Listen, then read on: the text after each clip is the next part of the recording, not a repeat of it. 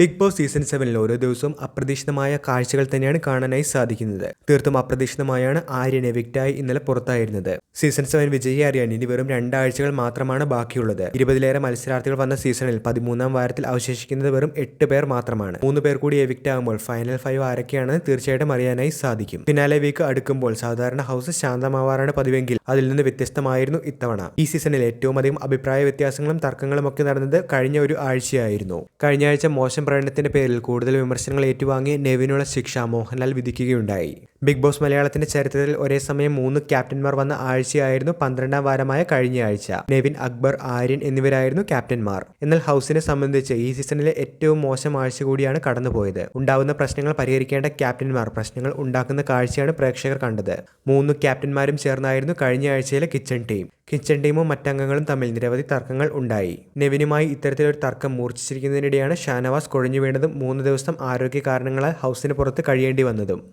നെവിന്റെ ഭാഗത്തു നിന്നുണ്ടായ ഈ ഒരു വീഴ്ചയ്ക്കുള്ള ശിക്ഷയാണ് വീക്കെൻഡ് എവിക്ഷൻ എപ്പിസോഡിൽ മോഹൻലാൽ ഇന്നലെ നൽകിയത്.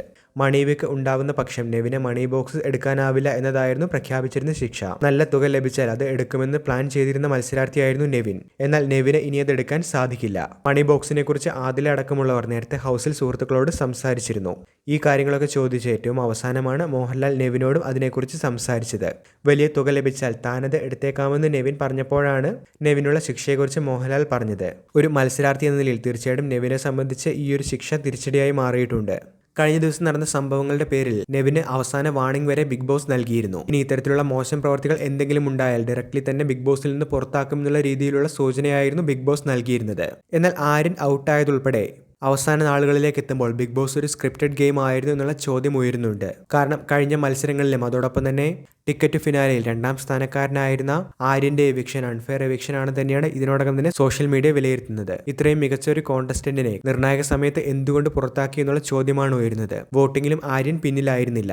ആര്യനേക്കാളും പിന്നിലായിരുന്നു നെവിൻ ഉൾപ്പെടെയുള്ള മത്സരാർത്ഥികൾ ഉണ്ടായിരുന്നത്. എന്നിട്ടും എന്തുകൊണ്ട് ഇങ്ങനെ ഒരു എവിക്ഷൻ ഉണ്ടായി എന്നുള്ള ചോദ്യം തന്നെയാണ് ഇപ്പോൾ സോഷ്യൽ മീഡിയയിൽ ഉയരുന്നത്.